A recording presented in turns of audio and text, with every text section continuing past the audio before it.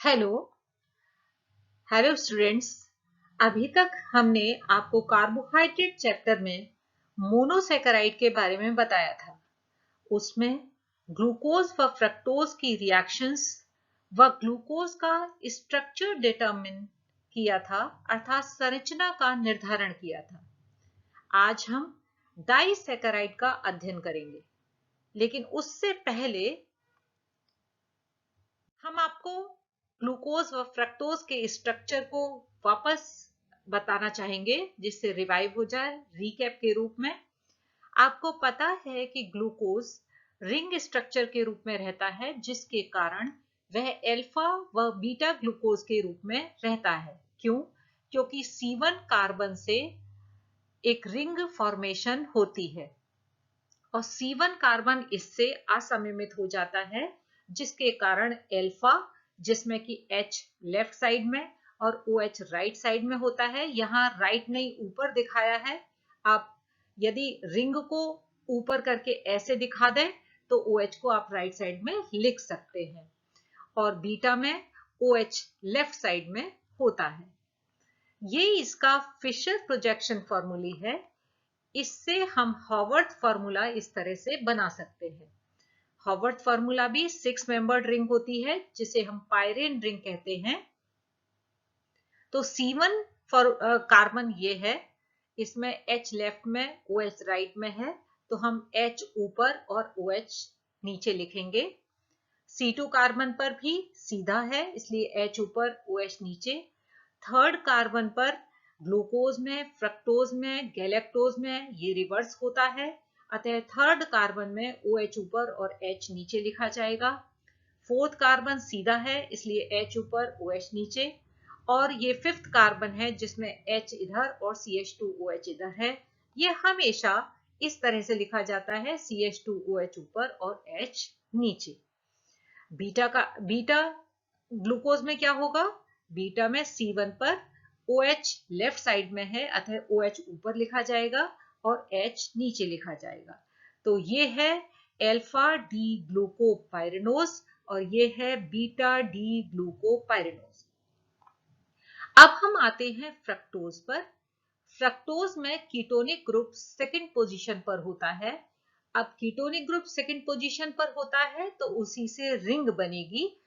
तो देखिए, ये CO ग्रुप किस में बदल गया? COH में बदल गया। और ये फर्स्ट कार्बन है, CH2OH इज फर्स्ट कार्बन। ये सेकंड कार्बन है, जिस पर CO ग्रुप COH में बदल गया है और इसी से रिंग बनी है। अब यहां देखिए, रिंग कितने मेंबर्ड, कितने सदस्यीय है? 1 2 3 4 एंड 5, यानी फ्रक्टोज में 5 मेंबर्ड रिंग होती है। और 5 मेंबर्ड रिंग हमारी कौन सी कहलाती है? फ्यूरेनोज रिंग। तो हम इसके फिशर प्रोजेक्शन फॉर्मूले को हॉवर्थ फॉर्मूले के रूप में किस प्रकार लिखेंगे? ये देखिए, हमने फ्यूरेनोज रिंग बना ली है 5 कार्बन की। ये हमारा होगा C2 कार्बन, क्योंकि C2 कार्बन से ही हमारी रिंग बनती है। तो ये हमारा है C2 कार्बन। C2 कार्बन पर ये देखिए, OH राइट साइड में है तो नीचे लिखा जाएगा। जो चीज लेफ्ट साइड में है, CH2OH, तो ऊपर लिखी जाती है। थर्ड कार्बन रिवर्स है, अतः OH ऊपर और H नीचे। फोर्थ कार्बन आप देखिए सीधा है, यानी H इधर OH इधर लिखा जाएगा। और फिफ्थ कार्बन आप देखिए, H इधर और CH2OH इधर। तो इसका तो हमने आपको पहले ही बताया है कि CH2OH हमेशा ऊपर ही लिखा जाता है। तो CH2OH इधर लिख दिया और H इधर लिख लिया। तो ये हमारा हो गया अल्फा डी फ्रक्टोफ्यूरेनोज। अब हम बीटा पर आते हैं। बीटा में देखिए, यहाँ ये लेफ्ट में है तो ऊपर लिखा जाएगा। तो OH इधर आ गया, CH2OH इधर आ गया, और बाकी ये सब बिल्कुल अल्फा की तरह ही होगा। यानी केवल इन दोनों में कौन से कार्बन का कॉन्फ़िगरेशन डिफरेंट होगा? C2 कार्बन का। ये देखिए, C2 पर यहाँ CH2OH ऊपर और OH नीचे है, और इसमें OH ऊपर और CH2OH नीचे है। तो ये हमारा हो जाएगा बीटा डी फ्रक्टोफ्यूरेनोज। इसका आपको ध्यान रखना है, क्योंकि सुक्रोज में इसका उपयोग होगा। तो आइए अब हम देखते हैं सुक्रोज क्या होता है। तो सुक्रोज एक डाइसैकेराइड है, इसे हम केन शुगर भी कहते हैं। इसके साथ साथ हम इसे इन्वर्ट शुगर भी कहते हैं। इन्वर्ट शुगर मीन्स प्रतीप शर्करा। ये क्वेश्चन भी आता है usually, why sucrose is also known as invert sugar. तो इसका आंसर है, ये हमारा है सुक्रोज C12H22O11। इसके हाइड्रोलिसिस के पश्चात हमें एक मॉलिक्यूल ग्लूकोज का और एक मॉलिक्यूल फ्रक्टोज का प्राप्त होता है।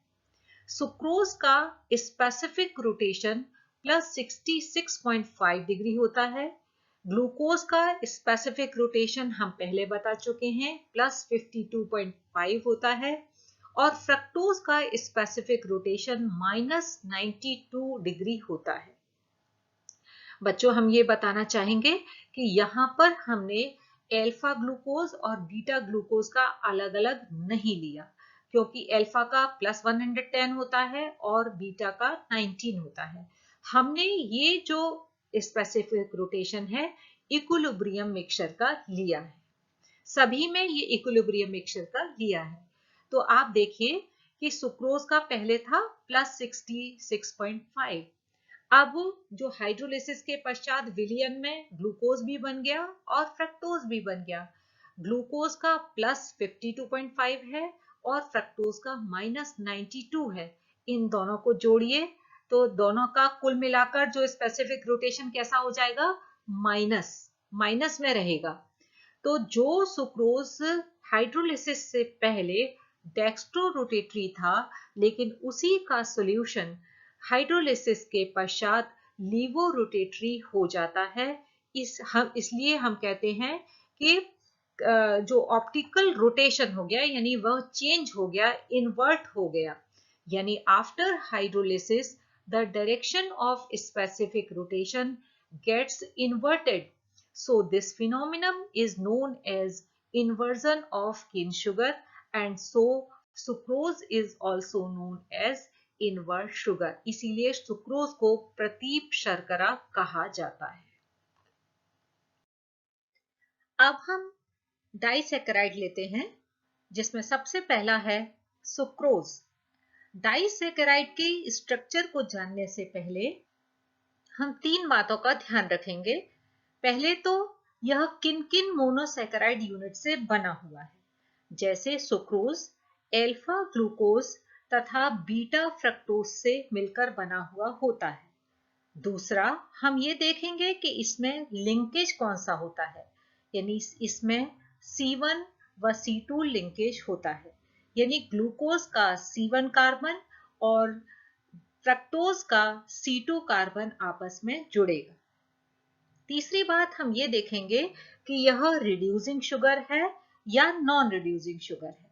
तो सबसे पहले हम यहाँ देखते दो मोनोसैकेराइड यूनिट बना लेते हैं, अल्फा ग्लूकोज और ये है बीटा फ्रक्टोज। देखिए अल्फा ग्लूकोज कैसे, यहाँ देखिए C1 कार्बन पर H और OH है, और ये बीटा फ्रक्टोज कैसे है, क्योंकि ये देखिए ये C2 कार्बन है, उसमें OH लेफ्ट साइड में है और CH2OH राइट साइड में है, अतः यह बीटा फ्रक्टोज होगा। अब इसका तो C1 कार्बन का OH और इसका C2 कार्बन पर OH, ये दोनों आपस में जुड़ेंगे, वाटर मॉलिक्यूल का एलिमिनेशन यानी विलोपन होगा और ये लिंकेज, ये ग्लाइकोसाइडिक लिंकेज बन जाता है। हम यहाँ बताना चाहेंगे कि ये वाला जो O है, ये जो दोनों और रिंग्स बनी हुई हैं इस तरह से, ये देखिए ये वाली दोनों रिंग्स से डिफरेंट है। ये वाला जो लिंकेज है जो कि वाटर मॉलिक्यूल के एलिमिनेशन से बनता है, इसे हम ग्लाइकोसाइडिक लिंकेज कहते हैं। इसमें कोवलेंट बॉन्ड बनता है और इसमें जो है ये वाला केवल रिंग फॉर्मेशन होता है, इसमें कोई मॉलिक्यूल का एलिमिनेशन नहीं होता, इसलिए ये थोड़ा कम स्थायी होता है, जबकि ये ग्लाइकोसाइडिक लिंकेज स्थायी होता है। तीसरी बात हम ये देखना चाहेंगे कि reducing and non reducing sugar की पहचान हम कैसे करेंगे। यदि दोनों मोनोसेकेराइड यूनिट में से किसी भी में एल्डिहाइडिक या कीटोनिक ग्रुप का कार्बन ग्लाइकोसाइडिक लिंकेज में यूज नहीं हुआ है तो वो रिड्यूसिंग शुगर होगा। और यदि कोई भी कार्बन जो कि एल्डिहाइडिक या कीटोनिक कार्बन है, ये पूरा का पूरा यूज हो गया है ग्लाइकोसाइडिक लिंकेज के लिए, तो वो नॉन रिड्यूसिंग शुगर होगा। जैसे हम यहाँ देखेंगे कि ये ग्लूकोज है, ग्लूकोज का एल्डिहाइडिक कार्बन कौन सा था, C1, ये वाला। और फ्रक्टोज में कीटोनिक कार्बन कौन सा था, ये वाला C2 वाला। अब ये दोनों आपस में ग्लाइकोसाइडिक लिंकेज से यहां जुड़ चुके हैं, अतः सुक्रोज एक नॉन रिड्यूसिंग शुगर होगा। आइए अब देखते हैं, ये तो है हमारा फिशर प्रोजेक्शन फॉर्मूले, इसको हम पायरेनोज फॉर्म में या हॉवर्थ फॉर्म में कैसे लिख सकते हैं। तो हम सबसे पहले बनाएंगे एल्फा ग्लूकोज। ये हमने एल्फा ग्लूकोज बना लिया है। H ऊपर होगा C1 पर और OH नीचे होगा। और यहां पर हमने बनाया है बीटा फ्रक्टोज। बीटा फ्रक्टोज में देखिए C2 कार्बन पर क्या होता है, यहां देखिए ये लेफ्ट साइड में है, यानी ये यहां OH ऊपर होगा और CH2OH नीचे होगा। तो बीटा फ्रक्टोज में OH ऊपर और एल्फा ग्लूकोज में OH नीचे, तो यहां से वाटर मॉलिक्यूल निकल जाता है और ये हमारी यूनिट हो जाएगी सुक्रोज की। अब हम इसका लेते हैं कन्फॉर्मेशन। तो एल्फा ग्लूकोज में आपको पता है कि जो C1 कार्बन है उस पर OH एक्सियल पोजीशन पर होता है, बाकी सभी OH इक्वेटोरियल पोजीशन पर होते हैं। ये देखिए यहां पर हमने OH एक्सियल पोजीशन पर A से दिखाया हुआ है, यानी एक्सियल पोजीशन पर है, और ये जो H है ये इक्वेटोरियल पर है, तो यानी OH हमारा एक्सियल पोजीशन पर है और बाकी सभी OH हमें इक्वेटोरियल पोजीशन पर लगाने हैं। अब यहां हमें fructose unit, beta fructose unit लिखनी है। अब क्योंकि हमें यहां पर C2 कार्बन चाहिए, क्यों, क्योंकि C1 फ्रक्टोज के C2 से जुड़ेगा, अतः इस जगह हमें क्या चाहिए, C2 कार्बन चाहिए। लेकिन यदि हम फ्रक्टोज यूनिट को लिखते हैं तो देखिए C2 कार्बन किधर आता है, राइट साइड में, लेकिन हमें तो चाहिए इसे लेफ्ट साइड में। तो हम एक काम कर सकते हैं कि इसको हम इस रिंग को ऐसे पलट देते हैं, यानी ये यहां आ जाए और ये यहां आ जाए।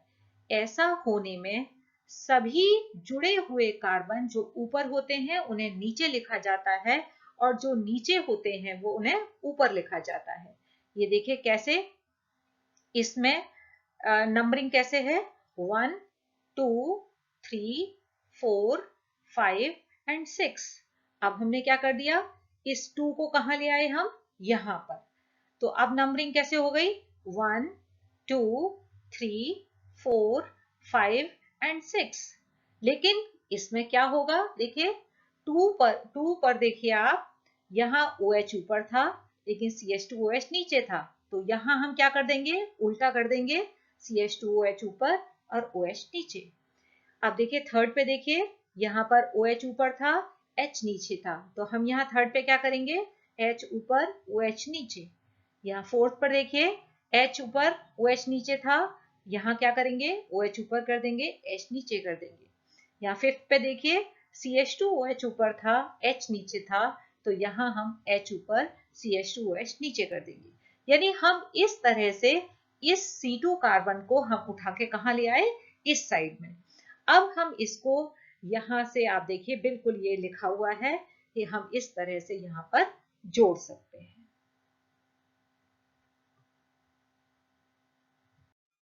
हमारा नेक्स्ट डाइसैकेराइड है माल्टोज। इसे हम माल्ट शुगर भी कहते हैं।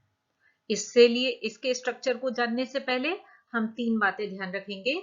सबसे पहला कि इसमें दोनों मोनोसेकेराइड यूनिट अल्फा ग्लूकोज हैं, यानी अल्फा ग्लूकोज दूसरे अल्फा ग्लूकोज मॉलिक्यूल्स से जुड़ा हुआ होता है, और इसमें जो लिंकेज है वो C1 C4 लिंकेज होता है। यहाँ क्योंकि दोनों मोनोसेकेराइड यूनिट समान हैं, अतः इसे हम C4C1 लिंकेज भी लिख सकते हैं।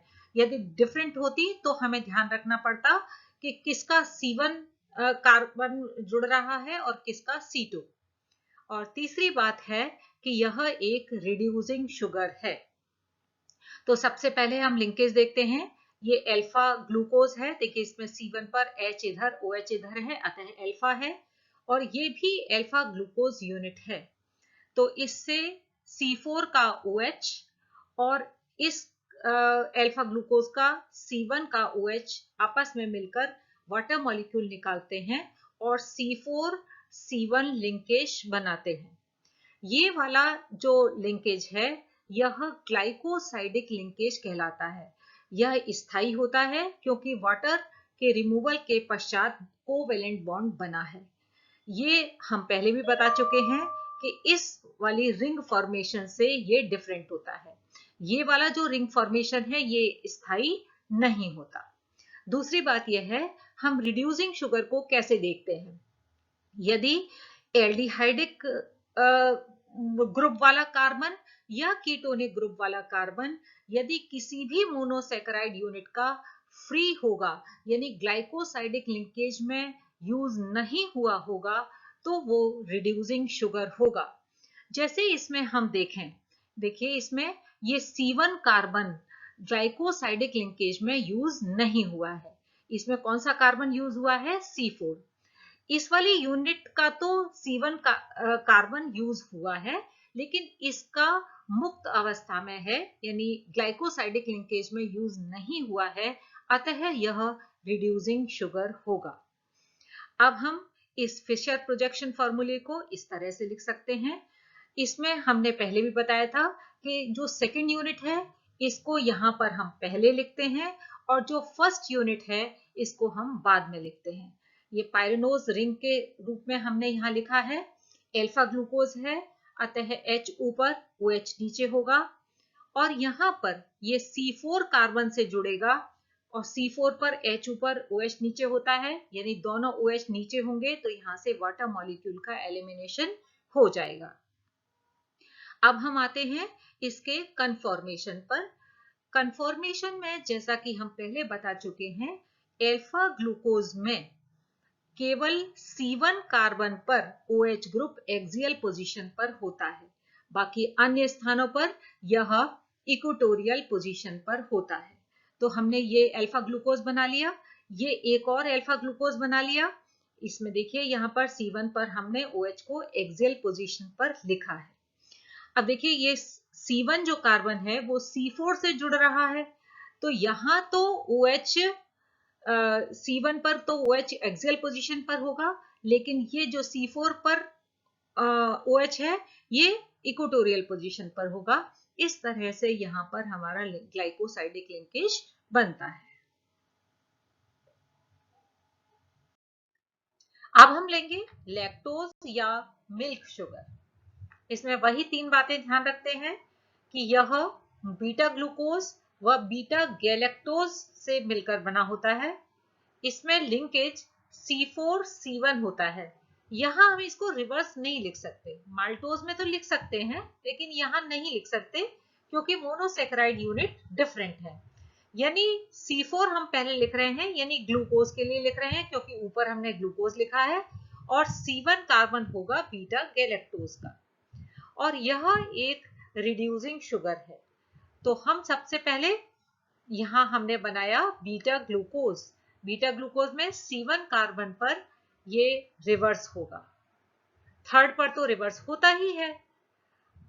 बीटा गैलेक्टोज में और बीटा ग्लूकोज में एक और अंतर होता है कि C4 कार्बन और रिवर्स होता है, यानी ये देखिए हमने C4 पर रिवर्स लगा दिया है। इन दोनों में से अब वाटर मॉलिक्यूल निकलेगा कैसे? ग्लूकोज यूनिट से C4 कार्बन से निकलेगा और गैलेक्टोज यूनिट से C1 कार्बन से निकलेगा।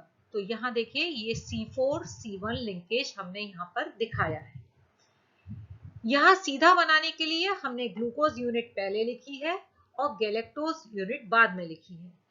पायरिनोज स्ट्रक्चर बनाने में या हम कहें हॉवर्थ स्ट्रक्चर बनाने में उल्टा करते हैं, यानी गैलेक्टोज यूनिट हम पहले लिखेंगे और ग्लूकोज यूनिट बाद में लिखेंगे। तो हम लिंकेज फिर क्या लिखेंगे, C1C4। तो गैलेक्टोज यूनिट आपने यहां बना ली है गैलेक्टोज में, और ये है हमारी बीटा ग्लूकोज यूनिट। तो देखिए इसमें जो OH है ऊपर की साइड में होगा और इसका C4 कार्बन है, इसलिए ये OH नीचे की साइड में होगा, इसलिए हमने इसे यहां क्रॉस करके लिखा हुआ है। यदि हम इसका कन्फॉर्मेशन बनाएं तो बहुत सिंपल तरीका आप करिएगा। पहले एक यूनिट ये बना लीजिएगा, एक यूनिट ऐसे बना लीजिएगा।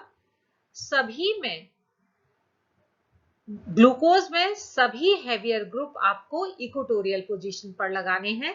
तो देखिए ये भी इक्वेटोरियल इक्वेटोरियल इक्वेटोरियल, ये OH भी इक्वेटोरियल होगा और ये भी इक्वेटोरियल होगा। और आपने अभी देखा कि बीटा ग्लूकोज और बीटा गैलेक्टोज में क्या अंतर होता है, ये C4 कार्बन डिफरेंट होता है। ये देखिए यहां पर ये जो C4 था ये डिफरेंट था।